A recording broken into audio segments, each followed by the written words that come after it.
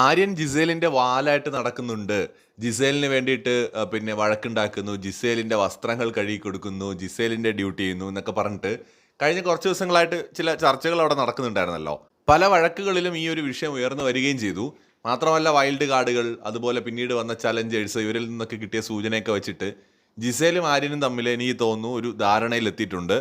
ഇനി ഓരോരുത്തരും സെപ്പറേറ്റ് കളിക്കാം, അങ്ങോട്ടും ഇങ്ങോട്ടും സപ്പോർട്ട് ചെയ്യണ്ട, ഇൻഡിവിജ്വൽ ഗെയിം കളിക്കാം എന്നൊരു ധാരണയിലെത്തിയിട്ടുണ്ട്. അതിന് വേണ്ടിയിട്ട് ഞങ്ങൾ തമ്മിൽ പരസ്പരം കളിച്ചു തുടങ്ങിയിട്ടുണ്ട്. ഞങ്ങൾ ഉടക്കാണ്, വഴക്കാണ് എന്നൊക്കെ കാണിക്കാൻ വേണ്ടി ചപ്പാത്തിയുടെ പേര് പറഞ്ഞും ചോക്ലേറ്റിൻ്റെ പേര് പറഞ്ഞും ഒക്കെ രണ്ടുപേരും കൂടെ രാവിലെ കുറച്ച് വഴക്ക് പ്രഹസനങ്ങളൊക്കെ കാണിക്കുന്നുണ്ടായിരുന്നു. എനിക്കത് ജെന്യുവനായിട്ട് തോന്നിയില്ല. ജിസേലും ആര്യനും തമ്മിൽ നല്ല ബോണ്ടുണ്ട്, അണ്ടർസ്റ്റാൻഡിംഗ് ഉണ്ട്.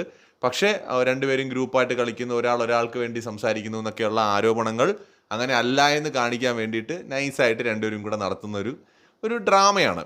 റിയൽ വഴക്കായിട്ടോ അല്ലെങ്കിൽ ജെന്യുവിൻ വഴക്കായിട്ടോ എനിക്ക് കണ്ടപ്പോൾ തോന്നിയില്ല.